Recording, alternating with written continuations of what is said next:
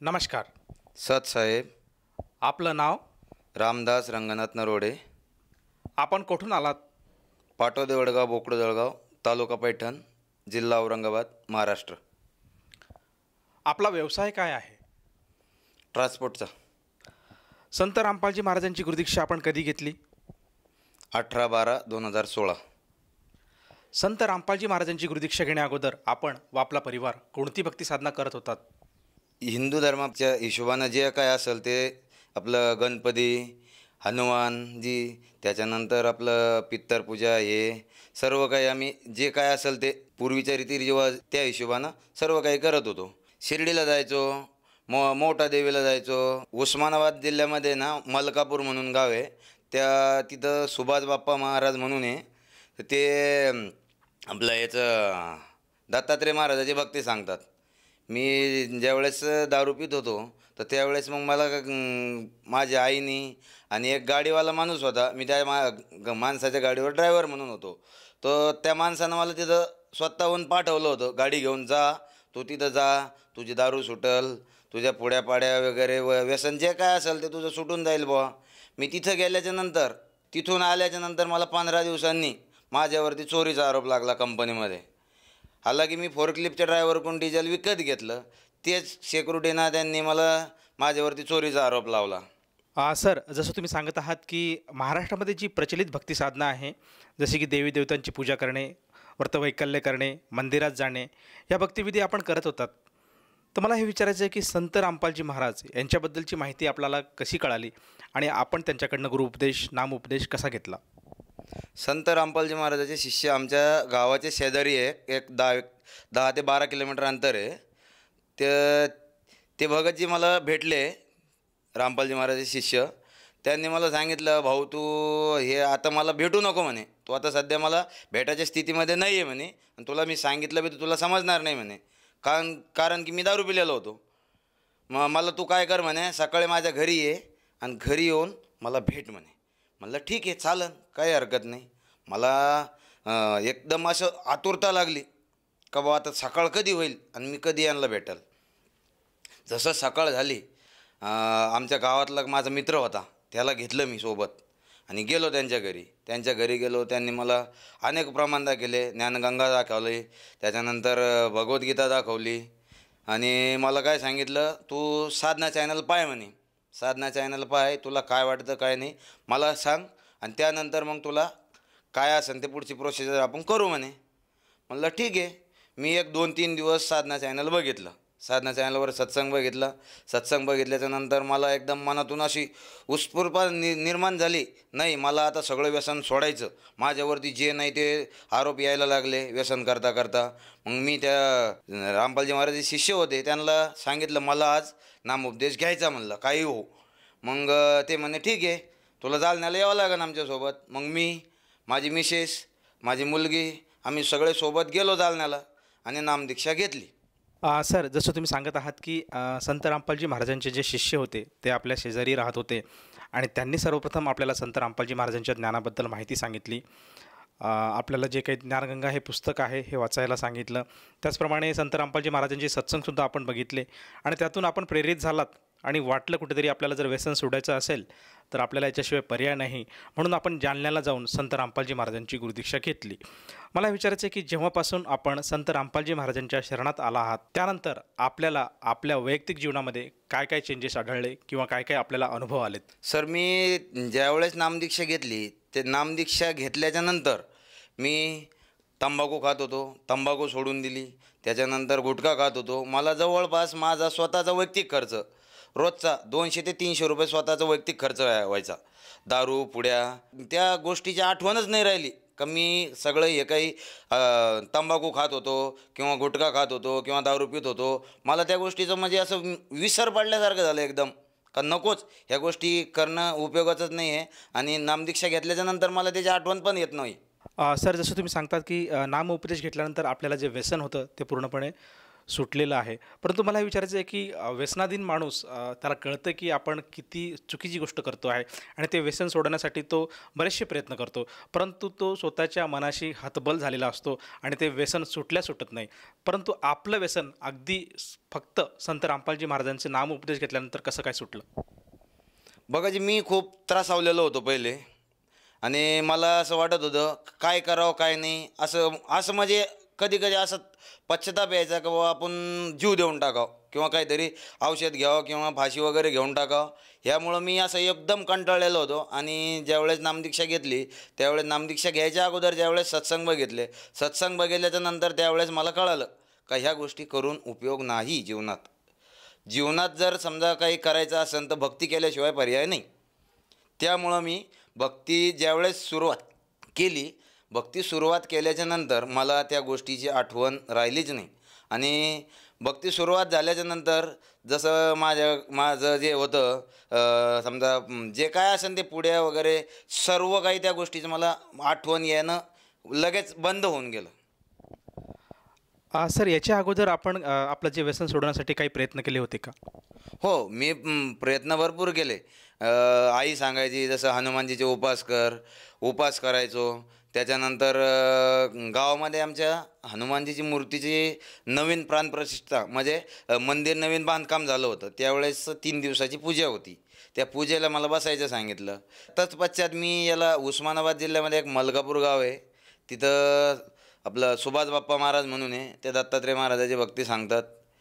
त्यांनी मला सांगितलं होतं याच्यानंतर मी दारू पिणार नाही, असं करणार नाही, मी शपथ खातो, हे करतो ते करतो, हे सर्व काही केलं. पण तिथून आल्याच्यानंतर मला थोडं टेन्शन वेगळंच वाढलं. टेन्शन वाढल्यामुळे मी परत दारू प्यायला लागलो. म्हणजे मी जे काही व्यसन करत होतो ना, ते व्यसन माझ्याकडून सुटलंच नाही त्या भक्ती साधना करून.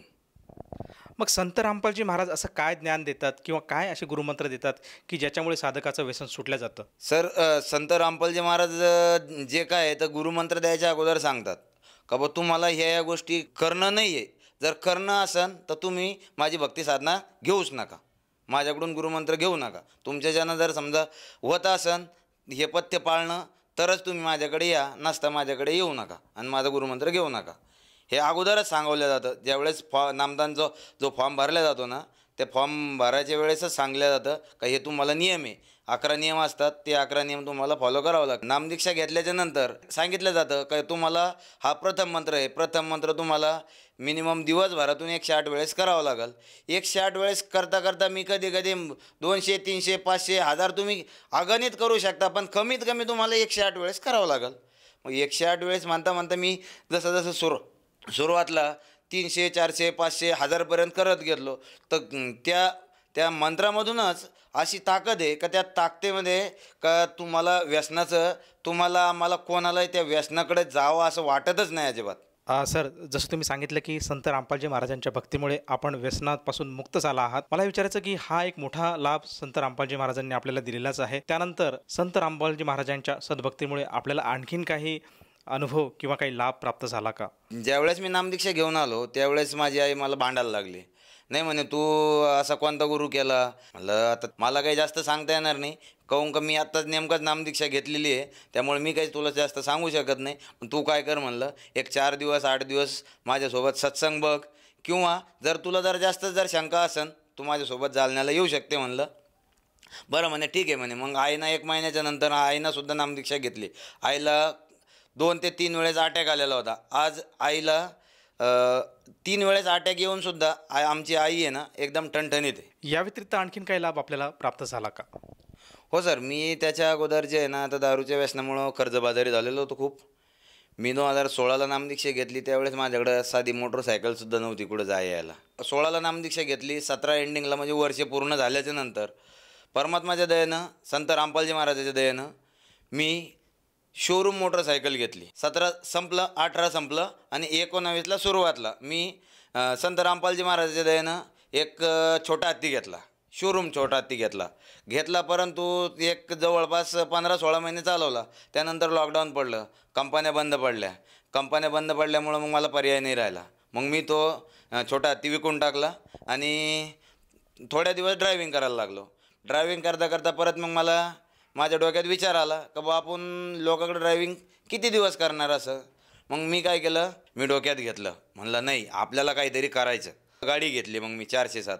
आज जवळपास त्या गाडीला मला 2-2.5 वर्ष होऊन गेले आणि संत रामपालजी महाराजाच्या दयेनं परत मी एक दुसरी गाडी घेतली 407. याच्या व्यतिरिक्त जेवढं काय कर्जबाजारी होतो मी, कर्जबाजारी म्हणजे कर्ज असं पूर्ण मुक्तता होत आली माझी कर्जाची. सांगायचं जर झालं तर मी पहिले व्यसनाधीन असल्यामुळे माझ्याकडून म्हणजे काम कुठल्याही प्रकारचं काम केलं जात नव्हतं. माझ्या शरीरामध्ये एनर्जीच नव्हती. एनर्जी नसल्यासारखं म्हणजे मी व्यसनाधीनामुळे मला काम करायची अशी इच्छाच होत नव्हती. आणि ज्यावेळेस मी नामदीक्षा घेतली, नामदीक्षा घेतल्याच्या नंतर माझ्या शरीरात जसं एनर्जी आल्यासारखं झालं. मी म्हणजे रात्रीचा दिवस आणि दिवसाची रात्र मला म्हणजे जसं की रात्री 12 वाजेपर्यंत जरी जागी राहिलो आणि सकाळी 6ला जर उठलो तर मला ॲसिडिटीचा त्रास व्हायचा. तो आज कुठं दवाखाना नाही, कुठं गोळी नाही, कुठं औषध नाही, काहीच नाही.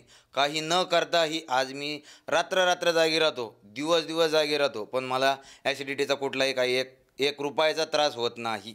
सर, जसं तुम्ही सांगत आहात की संत रामपालजी महाराजांच्या दयेमुळे आज आपल्याला बरेचसे लाभ झाले, आपली आर्थिक परिस्थिती सुधारली आहे आणि आपल्याकडे आज 2-2 टेम्पो आहेत, 407 आहेत. त्याचप्रमाणे जे आपल्याला व्यसन जुडलेलं होतं, जे व्यसनाधीन आपण झालेले होतात, त्यातून संत रामपालजी महाराजांनी आपल्याला बाहेर काढलेलं आहे आणि आज आपण सुखी असं समाधानी असं जीवन व्यतीत करत आहात. तर आपल्या ह्या अनुभवातून आज आपल्यासारखे जे ज्यांना व्यसनापासून दूर व्हायचं आहे, जे व्यसनाधीन लोक आहेत, ते दुःखी आहेत, कष्टी आहेत, बरेच प्रयत्न करतात परंतु ते व्यसनापासून दूर होत नाही. तर अशा सर्वांसाठी आपण आपल्या अनुभवातून काय संदेश द्याल? सरजी, मी संदेश तर देऊ शकत नाही, संदेश द्यायला एवढा मी काही मोठा नाही आहे. पण मी माझ्या बंधूला किंवा वडीलधाऱ्या मंडळीला मी सांगू शकतो का बा तुम्ही पण अनेको चॅनलवर संत रामपालजी महाराजाचे कार्यक्रम चालू असतात किंवा ज्ञानगंगा आहे, जगण्याचा मार्ग आहे, भक्तिसे भगवंतक, असे भरपूर पुस्तकं आहे. पुस्तकं घ्या, पुस्तकं वाचा किंवा अनेको चॅनलवर कार्यक्रम चालू आहे, कार्यक्रम बघा. कार्यक्रम बघितल्याच्या नंतर जर तुम्हाला रामपालजी महाराजाचं जोडायचं असेल तर टी व्हीवरती ज्या कार्यक्रम चालतो ना, त्या कार्यक्रमाच्या टी व्हीच्या खालच्या साईडला एक छोटी पट्टी येते, त्या पट्टीमध्ये नंबर फ्लॅश होतात. त्या नंबरवरती तुम्ही कॉन्टॅक्ट करून तुमच्या जिल्ह्यामध्ये कुठं नामदान केंद्र आहे, काय आहे, त्याचं तुम्ही माहिती घेऊन नामदीक्षा घेऊ शकता आणि आपल्या जीवात्म्याचं कल्याण करून मोक्ष प्राप्त करू शकता. सर, जसं तुम्ही आता साधकांना सांगत आहात की जर कोणी दुःखी व्यक्ती आहे, ज्यांना व्यसनापासून मुक्त व्हायचं आहे, त्याचप्रमाणे ज्यांना परमेश्वर प्राप्तीची इच्छा आहे, या सर्वांनी संत रामपालजी महाराजांचं ज्ञान एकदा तरी समजून घ्यायला हवं. ज्ञान जर समजून घ्यायचं असेल तर आपल्याकडे संत रामपालजी महाराजांनी विविध चॅनलवर त्यांचे सत्संग येत असतात. त्याचप्रमाणे त्यांनी प्रकाशित केलेली पुस्तकं आहेत, ज्ञानगंगा, जगण्याचा मार्ग, हे सगळं काही साधने आज उपलब्ध आहेत. त्याचप्रमाणे सोशल मीडियाच्या प्लॅटफॉर्मवर सुद्धा संत रामपालजी महाराज हे प्रचलित आहेत. फेसबुक असो, इंस्टाग्राम असो, ट्विटर असो, यूट्यूब असो, सगळे जे काही प्लॅटफॉर्म आहे आज सोशल मीडियाचे, त्या सगळ्या प्लॅटफॉर्मवर संत रामपालजी महाराजांचं ज्ञान उपलब्ध आहे. तर साधकाने ते ज्ञान तिथं ग्रहण करू शकतो. आणि त्याचप्रमाणे जसं तुम्ही सांगितलं की सत्संग चालू असताना टी व्हीच्या स्क्रीनवर काही मोबाईल नंबर फ्लॅश होत असतात, तिथे जर साधकाने संपर्क साधला तर त्याला अगदी जवळच्या जिल्ह्यामध्ये जे काही नामदान केंद्र आहे त्याची माहिती मिळू शकते आणि त्या तेथे जाऊन तो साधक संत रामपालजी महाराजांचा उपदेश घेऊ शकतो. तर मला असं विचारायचं आहे की जेव्हा तो साधक संत रामपालजी महाराजांच्या त्या नामदान स्थळावर जातो त्यावेळेस त्याला जे नामदीक्षा घ्यायची असेल, त्या नामदीक्षेसाठी त्या साधकाला किती पैसे मोजावे लागतात किंवा किती राशी त्या ठिकाणी तिथे त्याला जमा करावी लागते? सर, पैसे तर 1 रुपयाही लागत नाही आहे आणि जे काय पूजेची जी सामग्री असते ती पूजेची सामग्री तुम्हाला फ्रीमध्ये दिली जाते. जसं की संत रामपालजी महाराज आणि जसं कबीर परमात्मा यांचा जो फोटो असतो तो फोटो, त्याच्यानंतर तुम्हाला नित्यनियम, रमेनी, संध्या आरती किंवा ज्या काही आरत्या असतात त्या आरतीचं जे बुक असतं ना, ते बुक तुम्हाला फ्रीमध्ये दिले जातं. धन्यवाद. सत साहेब. संपूर्ण विश्वामध्ये 500 पेक्षा जास्त नामदीक्षा केंद्र आहेत जिथे निशुल्क नामदीक्षा दिली जाते. निशुल्क नामदीक्षा प्राप्त करण्यासाठी आणि अधिक माहितीसाठी संपर्क करा 7030303951 7030303952. अद्वितीय आध्यात्मिक ज्ञान वाचण्यासाठी, पाहण्यासाठी आणि ऐकण्यासाठी संत रामपालजी महाराज ॲप अवश्य डाउनलोड करा किंवा आमची वेबसाईट www.jagatgururampalji.org वर व्हिजिट करा.